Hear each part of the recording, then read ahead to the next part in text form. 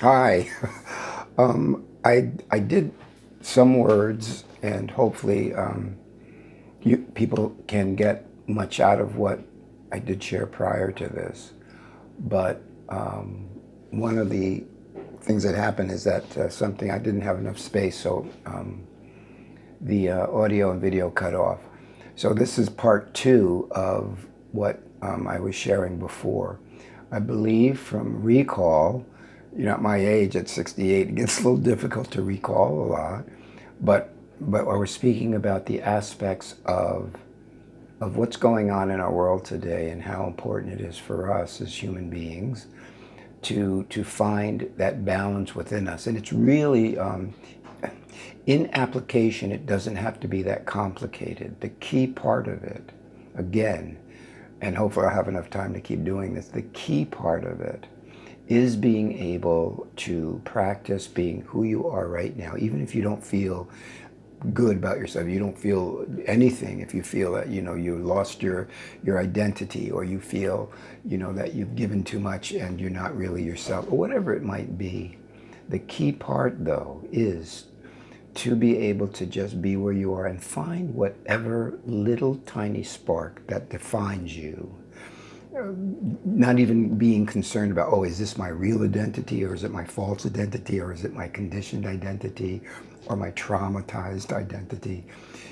That doesn't matter right now. What matters is that you genuinely find that spark. Use your body as much as possible. I said this in the previous video.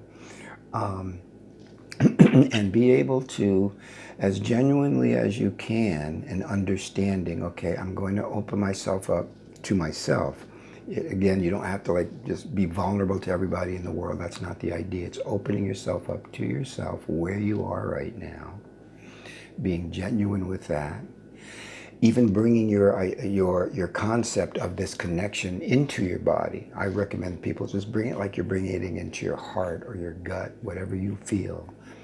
And even you may have to change the way you speak in order to really be here. It helps because it helps you to focus more where you are.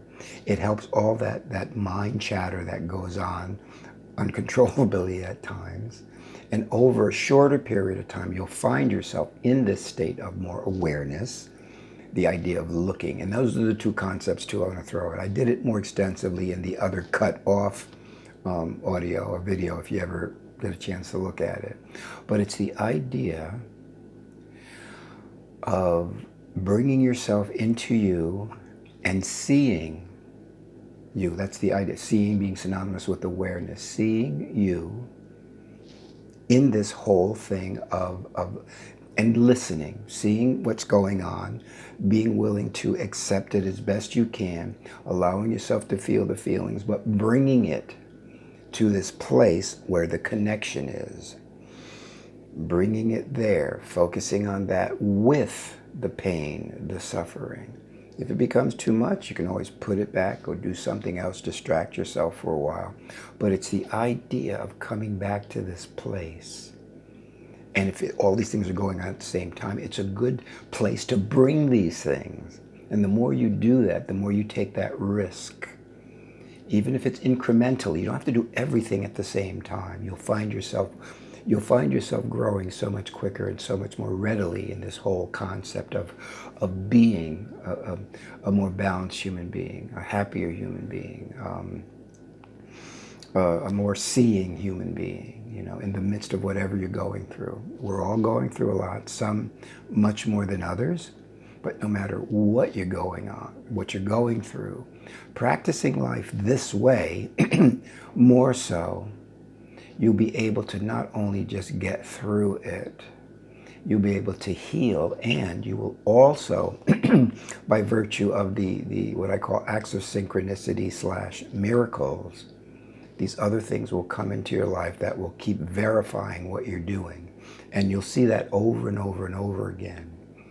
And that's really important for us as human beings, to see things that are going to replicate themselves in the better way for us, instead of spending all of these years and years and years of going to this concert or going to this seminar or reading this book or going to this workshop and that workshop. Don't get me wrong, they can be necessary and they've saved some people's lives. But we have become too attached to them. Find you, your body, use your body, you can use your breath. Here I am, okay, I gotta keep practicing me. And I'll use some of these things sometimes. I like to do it sometimes just for knowledge.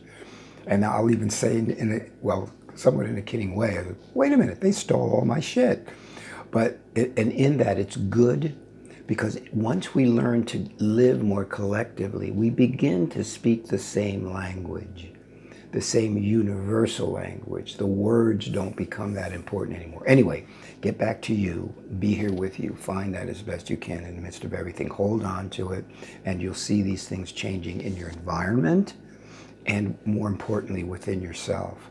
And they will really happen that way much more so, I believe, by this kind of practice, more so than anything else. There's a secondary tools, yes, tools and techniques, whether it be cognitive behavioral therapy, whether it be internalized kind of works, whether it be inner child work, guided imagery, logotherapy, whatever you want to use it, but make sure it becomes yours more readily than you relying on it. Okay, bye. I have to go. Oh, you can email me at ronfiggy@gmail.com. Been trying to get a website up, but so many things keep happening. So I'm just hoping and believing that if this is what's supposed to be, and if I'm supposed to be doing this to whoever or how many ever, then it's going to happen. I believe that very strongly. So let's see. Okay. Bye-bye. Love you all. Bye.